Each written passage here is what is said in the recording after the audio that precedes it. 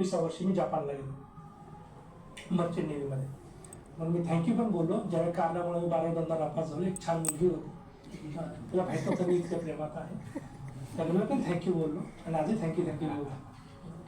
तर थोडक्यात असं झाल्यानंतर मग मात्र माझ्या डिग्र्या वगैरे वाढत गेल्या. जवळपास 17-18 डिग्रीज माझ्या डिप्लोमाचा आहे. त्याच्यापैकी किंवा PhD आहे सायकोलॉजीमध्ये, माझं पेट्रोल इंजिनिअरिंग आहे टेक्सासमध्ये अमेरिकेला, किंवा माझं ग्रॅज्युएशन कपल ऑफ ग्रॅज्युएशन्स आहेत ते सायकोलॉजी आहे फ्रान्समध्ये, दुसरं ग्रॅज्युएशन माझं लंडनमध्ये आहे. असं वेगवेगळ्या मग भारताने काही शिकलं पाहिजे. मग मी BA सोशिओलॉजी केलं, MA सोशिओलॉजी केलं, MA सायकोलॉजी झालं, PhD झाली, MBA झालं वगैरे वगैरे वेगवेगळ्या. म्हणून प्रपोज होता मला, तुम्हाला लिस्ट तरी पाठव सर्टिफिकेटची क्वालिफिकेशनची. मला नाही, जेवढं आहे तेवढं राहू दे. ठराविक 5-6 डिग्र्या पाठवतो, इज हॅपी विथ इट. थोडक्यात सांगण्यात तात्पर्य असं आहे की मला हे का घ्याव्या लागलं एज्युकेशन, त्याला कारण आहे. कारण लहानपणी शाळेत असताना आमच्या मनावरती बिंबवले गेलेले धडे एवढे स्ट्रॉंग होते सर, एवढे स्ट्रॉंग होते की ह्या धड्यांपासून आम्ही जरी टॉपर नाही आलो त्या शाळेमध्ये, पुन्हा जीवनामध्ये कुठे कुठे आम्ही टॉपर. प्रत्येक जण आता आपल्यापैकी हा बाजूला बसलेला विद्यार्थी आमचा सिनियर आहे चिंदा शेवडे, रेल्वेमध्ये ऐश्वर्य खामके रिटायर झाले. इतका सुंदर बँड पथक तयार निर्माण करतो तो, आमच्या सगळे बँड पथक निर्माण तो करतो. मग कधी कधी शाळेमध्ये तो येईल, तुमच्या शाळेला बँड पथक कसं निर्माण करायचं बँड सुद्धा शिकून देईल काही दिवसांमध्ये. असे आमच्या शाळेत असे हिरे घडले गेले, ते तुमच्या शाळेमध्ये का घडू नये. म्हणून सांगण्यात तात्पर्य असं आहे की क्वांटिटीपेक्षा क्वालिटी बरी, क्वालिटी. म्हणून सोशिओलॉजी का शिकावी लागली, कारण मला इंडोनेशियामध्ये माणसं आहेत ना खूप आडवे वाटायचे. व्हिएतनाममध्ये माणसं एवढे आडवे वाटायचे की विचारूच नको. मी समुद्रामध्ये ऑइल बाहेर काढतो, ऑइल कच्चं ऑइल काढायचं काम माझ्या कंपनीत, मी नाही त्या कंपनीत मी काम करतो. मी 1 महिना भारताबाहेर असतो, 1 महिना मी भारतात असतो. भारतात आलो की उद्योग चालू राहतात, लेक्चर द्या, प्रोजेक्ट नीट करा, ट्रेनिंग घ्या, हे कामं माझे भारतात आल्यानंतर होतं. पण भारताबाहेर गेल्यानंतर मात्र आम्ही समुद्रामध्ये राहून आम्ही समुद्राच्या भूगर्भातनं कच्चं ऑइल बाहेर काढायचं काम ही आमची कंपनी करते. त्या कंपनीमध्ये मी हेल्थ सेफ्टी एन्व्हायरमेंट मॅनेजर म्हणून आणि HR डिपार्टमेंटला मी सायकोलॉजिस्ट म्हणून सुद्धा काम करतो, ॲज अ इंडस्ट्रियल सायकोलॉजिस्ट. मग त्या ठिकाणी आमचा जो कामगार वर्ग जो जगभर पसरलेला आहे, त्यांचे काही प्रश्न येतात, त्यांचं ॲनालिसिस करणं. एखादा इन्सिडेंट घडला तो सायकोलॉजिकली तो का घडला, एखाद्या विद्यार्थ्याला झाडावर पडला, झाडावरून जर खाली पडला, या 2 कारणे. एक तर त्याची शारीरिक क्षमता कमी किंवा बौद्धिक क्षमता कमी. बौद्धिक मध्ये मानसिक पण. काही लोकांना फोबिया असतो वर चढायचा आणि उगाच मी त्याला वर घेऊन देतात, चल चल चल काय होतं. तो फोबिया काढायचं काम सुद्धा एक खूप महत्वाचं ठरतं की बाबा तू उंच गेला काय तुला आवाज नाही गेला. जर हा फोबिया जर वेळेवर नाही काढला गेला तर तो विद्यार्थी विमा सुद्धा असा घाबरतो. तर तर नोकरी भेटली IT मध्ये, तो जायचं लंडनला, तो कधी जायला सांगा बरं मला. तो म्हणून नको मला, मी भारतातच वारा. म्हणजे होणारी प्रोग्रेस त्याची त्या ठिकाणी थांबली जाते का, तो फुकट आलेला फोबी वर्क ॲट हाईट. म्हणून अशा ठिकाणी ह्या विद्यार्थ्यांचं तुम्हाला सोशल अँगल माहिती पाहिजे की हा विद्यार्थी कुठला आलेला आहे. अरे आदिवासी विद्यार्थी आहे ना, मग ह्या सगळं शिकून पण पाहिजे झाडावर चढणं बिडणं, हा का घाबरतो. समजते.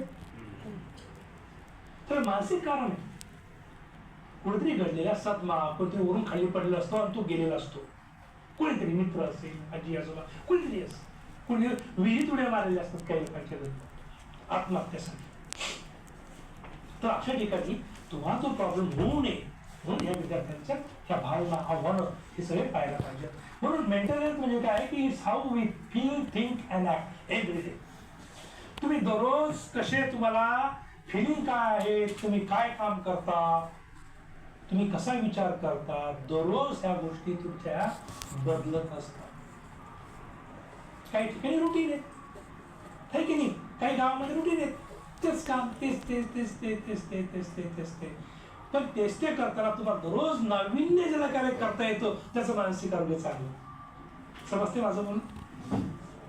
अरे साधी उदबत्ती जेवायला लावतो ना आपण, काय बरोबर ऑटोमॅटिक आपल्या ड्रॉवर मध्ये हात जातो, उदबत्त्या निघतात, काडीपेटी जाते, मग ठेवून देवाला ठेवायची, देवा मला माफ कर म्हणायचं आणि ठेवून द्यायची. मग म्हणा की देवा देवा गणपती बाप्पा तुम्हाला गोळ ठेवलाय तर जास्त लक्ष ठेवा. म्हणा देवाला काय बोलणार आपण, काय लागतं.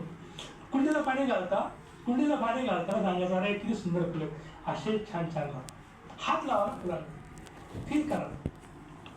झाडाशी बोललं पाहिजे तुम्ही, झाडाशी बोललं पाहिजे. तुम्ही जे हेत ना प्लांटेशन तुम्ही करता, त्या प्लॅन्टवर तुम्ही बोललं पाहिजे, झाडांवर तुम्ही बोललं पाहिजे. त्यानं तुमचे जे संवाद आहेत, मनाचे संवाद, हे त्या पाणी असतील किंवा फुलं, तुम्ही बघा घरी फक्त गंमत करा. गेल्याला एखादं झुडूप असेल ना फुलाचं, त्याला फक्त तुम्ही परत काढा, तिथनं नवी माती घाला, त्याला तुम्ही रोज पाणी घालताना हात फिरवा, बोला, 2 मिनिटं बसा. ते गेलं झाड परत नाही आलं ना, मग तुम्ही ते परत येईल. अर्थात त्याला डोळे तरी पाहिजे त्या त्याला. कारण होतं की आपले मानसिक असणारे ऋणानुबंध हे कोणाशी छान राहिले पाहिजेत. आता याच्यामध्ये मेंटल हेल्थ काय सांगितलं की इमोशनल बॅलन्स. इमोशनल बॅलन्स काय सांगितला तो? भावनिक स्थिरता आहे की नाही, संतुलन. भावनिक संतुलन म्हणजे काय? भावनिक संतुलन म्हणजे काय? काही येऊ, यश येऊ, अपयश येऊ, साधारण स्थिर राहा, सगळं प्रत्येक. आपण राहतो गाव मग म्हणतात ना की यश आलं, तुमचं यश हे तुमच्या कृतीतून दिसलं पाहिजे. आपल्याला पीएचडी किती लोकांकडे असतात? किती पीएचडी असतील? खूप लोकांकडे पीएचडी आहे, हो की नाही? डॉक्टरेट भरपूर लोकांना डॉक्टरेट मिळालेले आहेत. पण किती लोक आपण केलेल्या जे काही आपण मानलं तत्वज्ञान मानलंय त्या पीएचडी साठी, त्याचा वापर आपण किती ठिकाणी करतो समाजासाठी? खूप बोटावर मोजण्यावरच डॉक्टर्स आहेत की ज्यांनी आपल्या नॉलेजला समाजाकरता, स्वतः शाळेकरता, स्वतः घराकरता व्हायला, नातेवाईकांकरता व्हायला वापरलंच गेलं पाहिजे, तर त्या एज्युकेशनचा हा फायदा होतो. रिझायलन्स म्हणजे काय? रिझायलन्स म्हणजे लवचिकता. लवचिकता नसेल तर तुमचं मानसिक स्वास्थ्य चांगलं राहील का? लवचिकता म्हणजे काय? हो सर.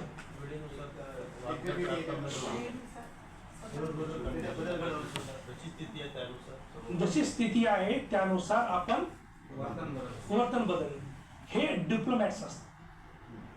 पाकिस्तानवरील आपण दररोज बोलतो आणि धुत होतो मिनिस्टर ऑफ अफेअर्स मध्ये गोळीबार केला की बोलवलं अँबॅसेडरला.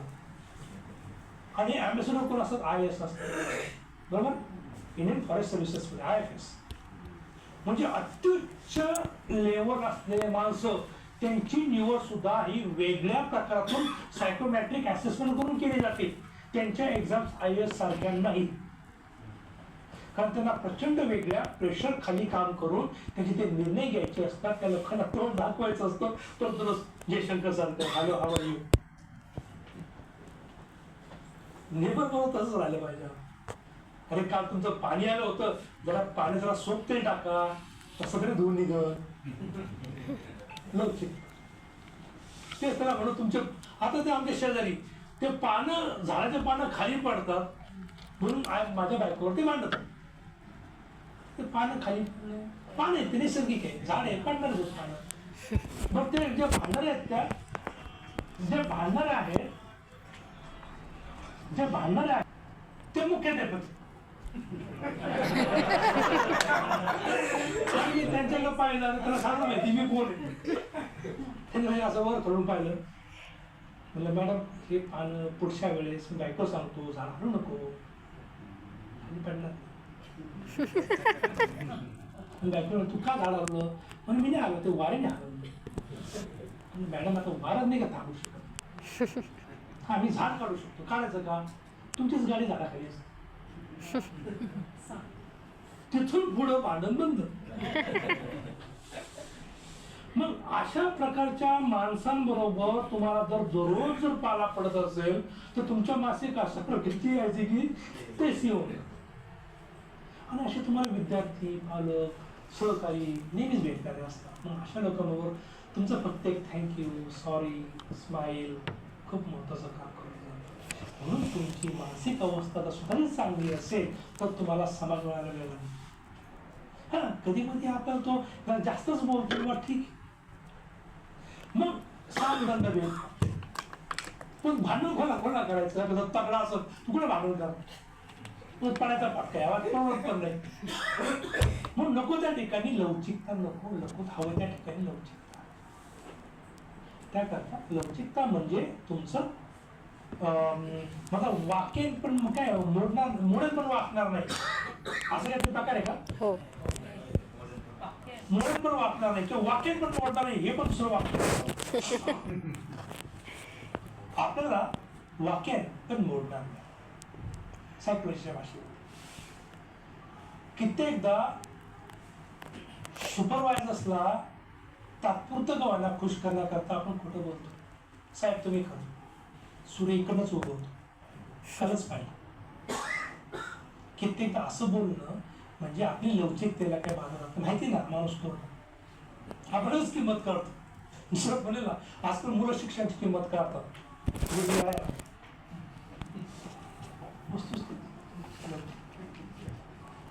मनस्वास्थ्य म्हणजे विचार, भावना आणि वर्तनाचं समतोल. साधी मग आव्हान, विद्यार्थी, पालक, प्रशासन याचा ताण, काम आणि वैयक्तिक आयुष्य याच्यामधील संघर्ष. आपण सर्व ह्या कंडिशन्स मध्ये असे असतो की व्यवसाय भावनिक दृष्ट्या, शिक्षकांचा व्यवसाय भावनिक दृष्ट्या आव्हानात्मक. आज कसले आव्हान आहेत आता समजा शिक्षक म्हणून? एक तर आर्टिफिशियल इंटेलिजन्सची एंट्री, कम्प्युटरायझेशन.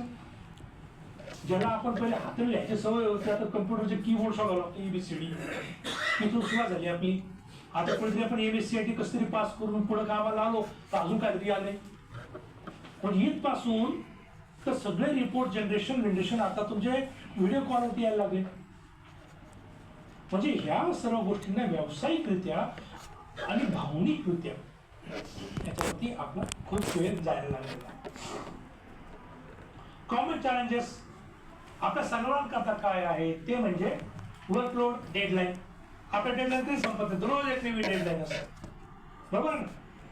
आज दुपारपर्यंत पाठवा, मग ती माहिती कालची नसती, ती रोज 8 महिन्याची असते. ती शोध करायची, मग आपण झोपेचा अपव्यय करायचा, सॅटर्डे संडे काढायचा. स्टुडंट बिहेवियर इश्यू हा सर्वात मोठा प्रॉब्लेम आहे सगळ्यांना आणि या जगभराचा प्रॉब्लेम. स्टुडंट बिहेवियर प्रॉब्लेम हा जगभरातला आहे. आता कधी न थांबणार आहे. आणि आता तर नवीन रूल आलाय, मुलाला शिक्षा करायची नाही. मग याच्यामधून तुमच्यासाठी मी प्रमोद जाधव सरांना सांगितलं होतं की फक्त आणि फक्त शिक्षकांसाठी आपण वेगळी कार्यशाळा घेऊ.